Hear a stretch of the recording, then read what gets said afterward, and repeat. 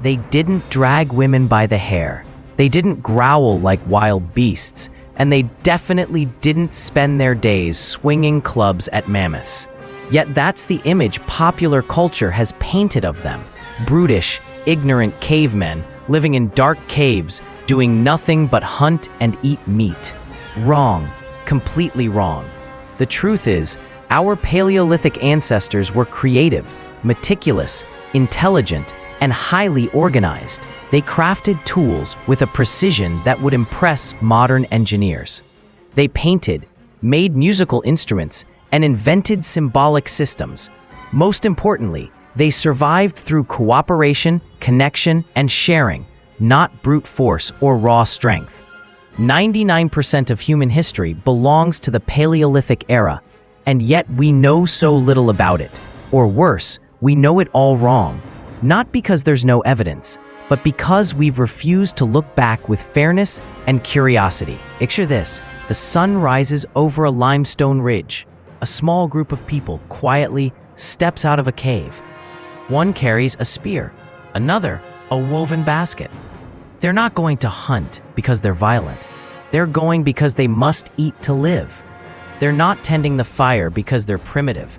They're sharing warmth, telling stories, teaching their children. It's just another ordinary day in an extraordinary age, the Paleolithic. Now join me. Let's step into their real lives. No more Hollywood, no more myths, only the first humans, as they truly were. Part 2, the longest era of humanity. If human history were a 100-minute film, then the first 99 minutes would be the Paleolithic era. From 2.6 million years ago to around 12,000 years ago, humans lived, loved, created, fought, and evolved in a world with no farms, no writing, no cities. Yet it was far from savage or primitive as we often imagine. During this seemingly monotonous stretch of time, the world changed dramatically. Continents shifted, ice ages came and went dozens of times, and humans invented fire, tools, art, medicine, and even social systems. But we didn't just endure, we adapted. From Homo habilis in East Africa, striking the first sharp stone, to Homo sapiens painting in the caves of France. It was a journey of creativity, adaptation, and survival through constant change. This era wasn't some undefined prehistory. It was a continuous timeline of progress. From chipped rock fragments to precision-thrown spears, from wordless gestures to stories shared by firelight, from wandering family bands to communities with roles, cooperation, and planned hunting seasons. Yet because the Paleolithic left behind no written records, no palaces, no pyramids, it's often dismissed as a shadow age, an assumption that couldn't be more wrong. Because without that nearly 3 million year foundation, no civilization could have ever been built. And if you think that distant past has no bearing on the present, think again. In the glow of an ancient fire, in a handprint pressed on a cave wall, in a song hummed beneath the stars, we see the first flickers of what we still are: curious, creative, human. Part 3, hunting and gathering, the universal way of life. No rice fields, no livestock pens, no supermarkets. If they wanted to survive, our ancestors had to search for every single meal, every drop of water, every day. For nearly 3 million years, all food came from hunting and gathering. And it wasn't a simple task. It was an entire system built on ecological memory, group strategy, and survival skills honed to precision. Men weren't just hunters. They gathered insects, searched for eggs, and tracked small game through subtle signs. Women didn't just gather berries. They set snares for rabbits, threw stones at snakes, and often joined group hunts when needed. The truth is, there were no fixed roles. Everyone did everything, depending on the terrain, season, physical ability, and the day's priorities. It was this flexibility that kept humanity alive through climate shifts, droughts, and sudden scarcity. Need wild yams? You had to know exactly which month the roots were richest in starch. Want to catch field rats? You needed to recognize fresh tunnels and predict their escape routes. Searching for wild honey? You had to remember last year's hive and how to dodge the deadly bees guarding it. There were no maps, no GPS, only collective memory, passed down through stories, songs, and symbols etched in stone. This was survival knowledge, distilled through hundreds of generations. As for hunting, it wasn't always the heroic mammoth slaying scene we imagine. More often, it was harsh and unpredictable. Days without a catch, broken spears, injured hunters limping home empty-handed. And when they did bring back a deer, that one kill could feed the group for days, but at the cost of danger and blood. In that world, food was gold, memory was a weapon, and cooperation was the only way out. No one survived alone. No one was good at everything. But together, the group knew enough to survive. This is the essence of Paleolithic life. Not barbaric, but refined, strategic, and fiercely resilient, down to the very last cell. Part 4. A life in rhythm with nature. No fixed schedule. No alarm clocks. No morning shifts. And certainly no such thing as working hours. A day in the life of Paleolithic humans began when the first light crept over a ridge of stone. They didn't live by calendars or clocks, but by sunlight, wind direction, humidity, and the pulse of the land. At dawn, the first task was always the same. Check the fire from the night before. If embers were still glowing, they could reignite it with dry moss and bark. If not, they'd have to make fire from scratch, a difficult and time-consuming task. Fire was the center of everything, for warmth, to keep predators away, to cook food, and to keep hope alive through cold nights. Then the day truly began. Someone would fetch water from a nearby stream, carrying it in dried gourds, hide pouches, or simply by hand. Others would sharpen dull stone blades or repair broken spear shafts with tree resin or sinew. Some would scout for tracks, reset traps, or search for medicinal leaves. Others stayed at the shelter, preparing food, watching the children, tending the fire, patching up torn bags. There was no fixed schedule, because no 2 days were ever the same. Rain, hunting was canceled. Time to mend hides or forage for mushrooms. A herd passed by, drop everything and follow. A child fell ill, the entire group stayed, resting and searching for healing plants. When the sun set, the fire shone brightest. In the evening, they gathered around the flames, sharing food, telling stories, singing, teaching a child how to throw stones, or simply sitting together, breathing in unison. There were no classrooms, but every skill was passed down through words, glances, gestures, and long nights of glowing embers. This wasn't a primitive existence. It was a culture, one that lived in rhythm with the earth itself. Part 5. Toolmaking, True Stone Age Science. If you think early humans just smashed rocks at random, take a closer look at an Oldowan hand axe crafted over 2 million years ago. Its cutting edge is precise, the angle of its surface intentional, the force applied carefully distributed to avoid cracking the stone. This wasn't instinct, it was Stone Age materials science. Their raw materials weren't steel or iron, but simple, natural resources refined through deep understanding.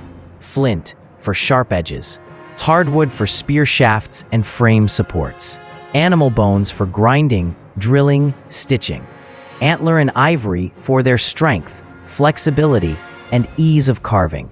From the simple, single-edged Oldowan axe, they progressed to the more sophisticated Achillean biface, and later to specialized tools: blades, spear points, skinning knives, hide scrapers, bone needles, fishhooks, awls. And these weren't just tools for cutting, they were tools for survival.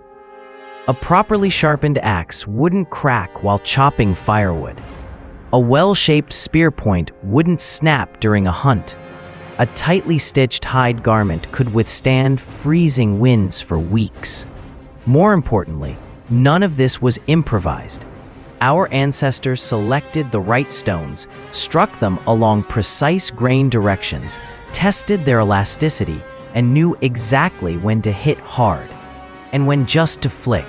They even developed the levallois technique, a calculated method to chip thin, uniform flakes, like a prehistoric laser cutter in skill and control.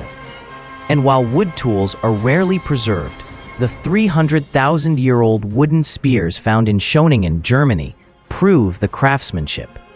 Smooth, rounded shafts, carefully tapered tips, perfectly balanced for throwing and penetration. Each tool tells a story of craft, of intention, of survival through knowledge. There was no room for useless tools. When your life depended on every cut, every edge, every throw, failure wasn't an option. So next time you see a chipped rock in a museum case, don't scoff. It might just be a Stone Age surgical blade, honed through generations of trial, error, and evolutionary brilliance. Part 6. Shelter. More diverse than you think. Cavemen lived in caves, a phrase that sounds accurate, but is about 90% wrong. In reality, caves were just one of many shelter options used by our ancestors, and often reserved for seasonal use or extreme weather. After all, a cave that was big enough, dry enough, and safe enough wasn't always available. Most of the time, they built homes. Yes, actual homes. In France, archaeological remains reveal oval-shaped huts with wooden frames and animal hide roofs stretching up to 15 meters, large enough to house entire bands of 20 to 30 people. In Ukraine, people constructed circular mammoth bone houses using hundreds of massive bones, arched ivory frames, hide walls, and wind-shielding entrances. In Africa and Southeast Asia, they built low shelters from bamboo, palm leaves, or stacked stones, often near water and forest, wherever resources were most abundant. And inside, it wasn't chaotic or random. These living spaces had clear zones, at the center, a fire hearth, for cooking, warmth, and community. One side served as the sleeping area, lined with dried grass or soft hides. Another corner became the tool-making zone, scattered with bones, stones, and fibers, but with purposeful organization. Trash? Yes, but they dumped it in designated areas outside the shelter, far from where they slept, reducing the risk of attracting predators or disease. Archaeologists call these arrangements residential activity patterns, and they reflect a surprisingly advanced level of social structure and spatial planning. Our ancestors didn't just get through the day. They built homes, and every tent, every fire ring, every sitting circle around the coals told a story. Because a home, whether made of stone, bone, or hide, was always more than shelter.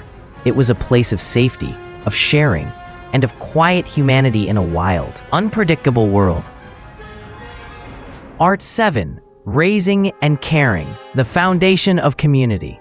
There were no schools, no blackboards, no textbooks, and definitely no such thing as a carefree childhood. In the world of early humans, children learned the only way they could, by watching and doing alongside adults. From the moment they could walk, they began learning how to live. A 5-year-old might already know how to whittle a spear tip from stone. A 6-year-old could distinguish between edible and poisonous berries. By age 8, a child knew how to keep a fire alive through the night, track deer, and repair a torn hide pouch. No one taught them in the modern sense. Everything was passed on through eyes, hands, and shared experience.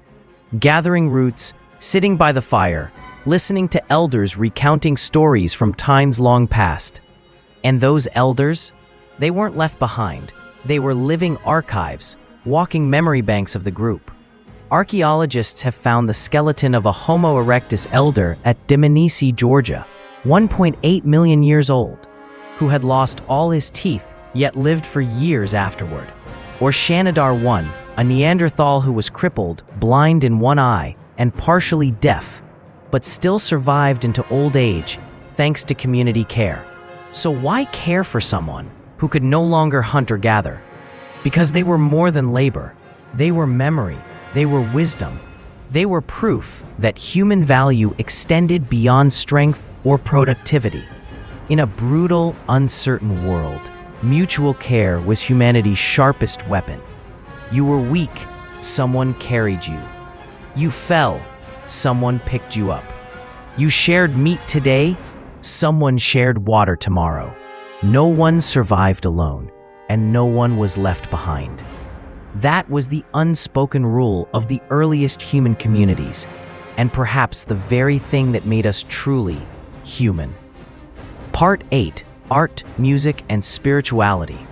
If you think early humans only lived to eat, hunt, and survive, step inside Blombos Cave, South Africa, where 100,000 years ago, someone sat beside a fire, held a piece of red ochre, and carved abstract crosshatch patterns into its surface. Not to cut, not to kill, but to express something deeper. This may be the first human artwork ever created. Not because it was beautiful, but because it meant something. From those early zigzag engravings, we eventually see the breathtaking cave paintings of Lascaux, Chauvet, and Altamira, where bison, wild horses, and human handprints cover the walls like whispers to the natural world. Art in the Stone Age wasn't just decoration. It was language. It was memory. It was spirit. Maybe a prayer before the hunt. Maybe a record of a journey. Maybe a map to water, shelter, or burial grounds. And music? It didn't wait for civilization. 43,000 years ago, someone in what is now Germany carved a bone flute, drilled with holes for creating melodies.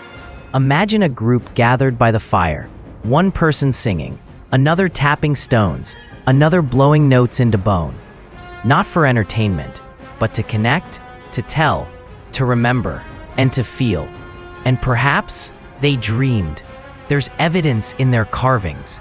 Winged humans, creatures half man, half beast, etched into stone or painted onto ceilings.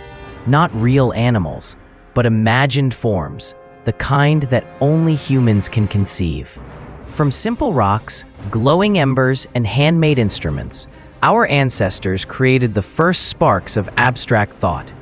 And in those moments, when one sang, another painted, another reached out and pressed their hand to the cave wall, we were no longer just surviving.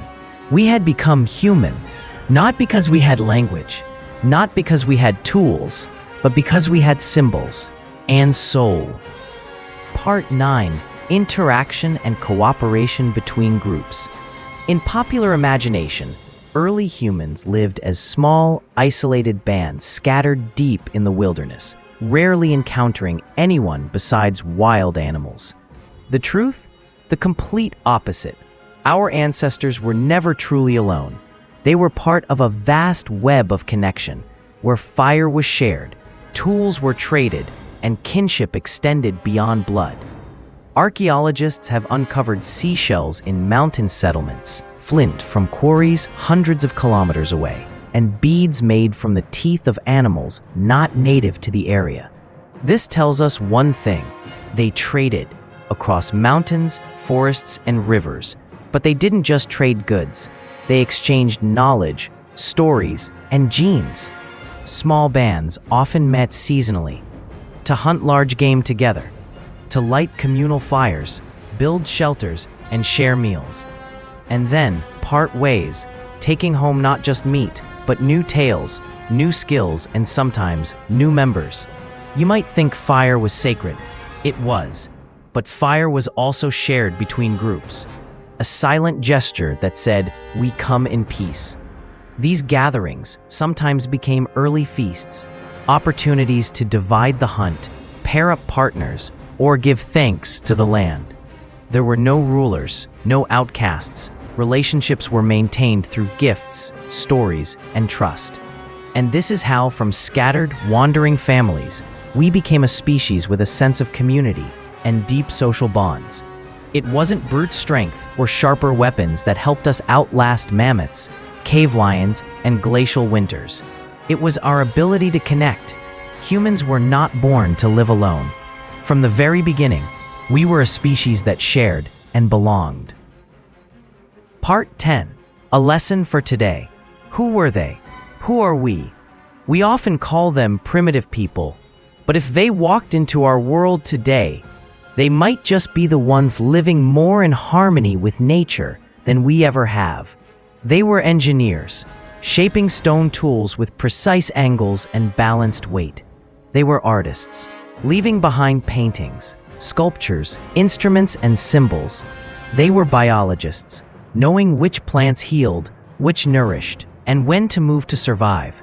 And they were organizers, dividing labor, sharing resources, caring for the weak, and building communities where no one was left behind. They lived sustainably, taking only what they needed, never exceeding the limits of the land. No factories, no industrial waste, no global wars over resources.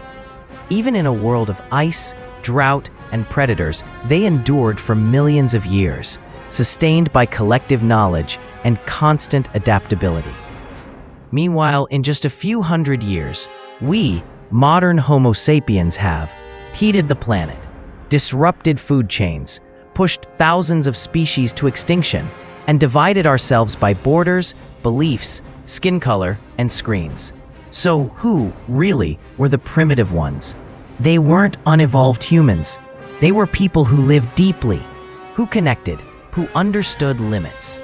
And what is modern? Perhaps faster, perhaps stronger, but not necessarily wiser. They didn't have mirrors, but perhaps they saw themselves more clearly than we do. And we live in climate-controlled boxes, surrounded by noise and speed, forgetting the quiet truths that once kept us alive. Sometimes, to survive in the long run, the key isn't more technology, but balance, just as our ancestors once lived.